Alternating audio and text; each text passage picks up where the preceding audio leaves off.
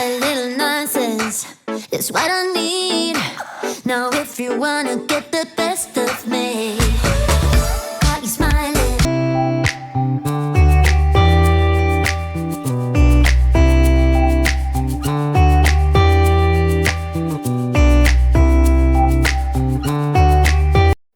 Hello and welcome back to another video, or welcome if you are new.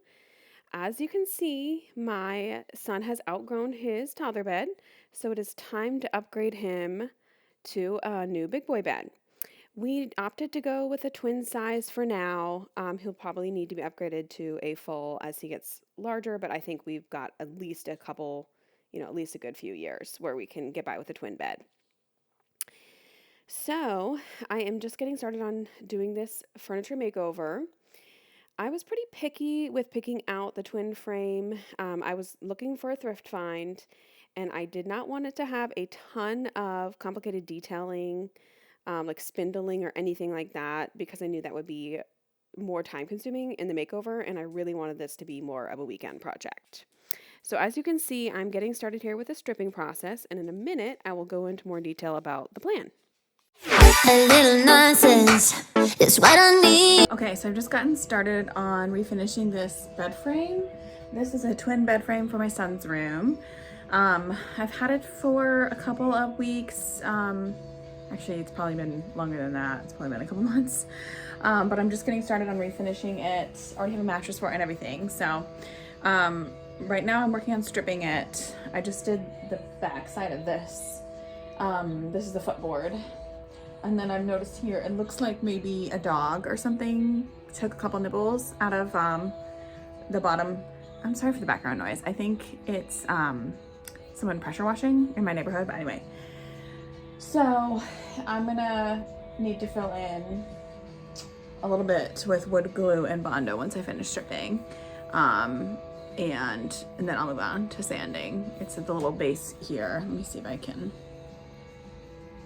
So this is the area I'm talking about. It looks like, yeah, maybe a little friend took a couple nibbles out, and then over here too. But other than those spots, it's actually not very damaged. There's not a lot of damage work I'm gonna have to do. It's mostly just refinishing. Okay, so like I had been saying in that clip, I had purchased this frame ahead of time in anticipation of my toddler growing out of his toddler bed, and had been sitting for a while, and then it became apparent it was time to get started on the project. So this is a really good starter beginner DIY project. It's relatively easy to refinish this solid wood material. And like I said, this piece didn't have a ton of damage. It ended up having a little bit more, it needed more repair work than I had originally anticipated, but in the grand scheme of furniture repair work, it was pretty minimal. And I picked this up at, like I had mentioned, at a local thrift store to me for $35, and they threw in side rails with it. The side rails, they're laying on the floor in the background there, are not wood. They are some sort of pressed particle board. So I'm not going to be stripping those. And I'm only going to be scuff sanding those with just a 180 grit. The headboard and the footboard, however, are getting stripped. The top layer is getting stripped with the citrus stripper. And then I will be sanding in a few minutes. You'll see me start the sanding process. I ended up doing 60 grit, 180, and 220. And I did most of it with my orbital sander. I had to do the fine detailing work.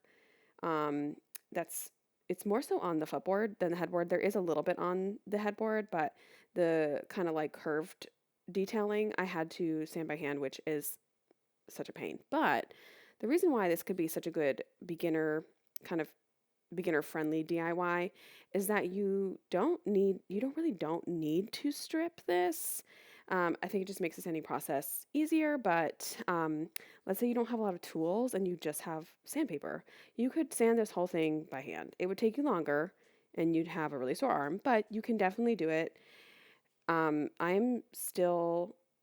would not say I'm more of like an intermediate furniture flipper at this point. I've been doing it for a long time. Each piece I do, I get a little bit better. But when I started out, I did not have an orbital sander, and I did everything by hand, and it took a lot longer. But it got the job done. So it's definitely doable. But here you can see I'm filling in some scratches, and like I had said, I think maybe a little friend got some nibbles out of the foot plates, I guess, of this piece. So I'm kind of rebuilding that out of wood glue and wood filler. And so just to kind of fix those little errors. And then moving on to the sanding process. There is a lot of footage of me sanding because it honestly is probably the most time consuming part of this furniture flip. So as I am sanding away here, I wanted to take a moment to introduce myself because I didn't get a chance to earlier. I am Angela, aka Chefette of Chefette and Little, and this is my little corner of YouTube. So on my channel, I do a lot of furniture makeovers or furniture flipping, similar to today's content. And I also do room makeovers. We have purchased a 1964 true to form fixer-upper in 2021. We had a lot of work done on the house by a contractor before we moved in, but I'm also doing a lot of DIY projects in the house, like room makeovers. So if you like the kind of content, be sure to subscribe because there is a lot more where that came from. I'm also hoping to delve more into kind of motherhood content. You can tell in the clips here, I am about 6 months pregnant, 25 weeks.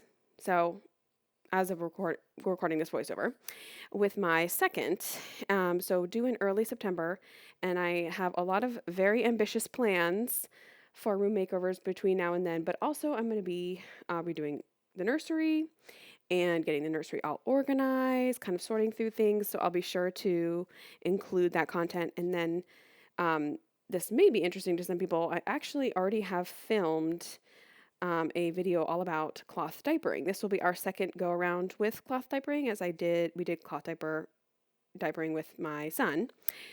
So I have a video all about that. It's kind of an interesting topic. It's a little bit less common nowadays than I think it used to be. So anyway, stay tuned for that. Hopefully I'll be kind of diving into that in the next few weeks. I am working on planning out my June content. Definitely will have 2 room makeovers for you, our half bathroom and the office. And then I also should have a furniture flip of 2 lamps. And then I might have one of the kind of more motherhood content, more cleaning content videos coming out your way as well. As I am aiming to post once a week on Sundays. I'd love to move up to more frequently than that, but as of right now, I'm doing once a week.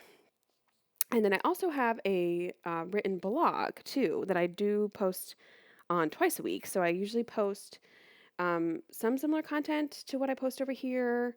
So kind of furniture makeover, room makeovers, but then I also have currently a budgeting series. And then once I finish up the budgeting series, I'm going to move on to implementing and maintaining a cleaning routine series.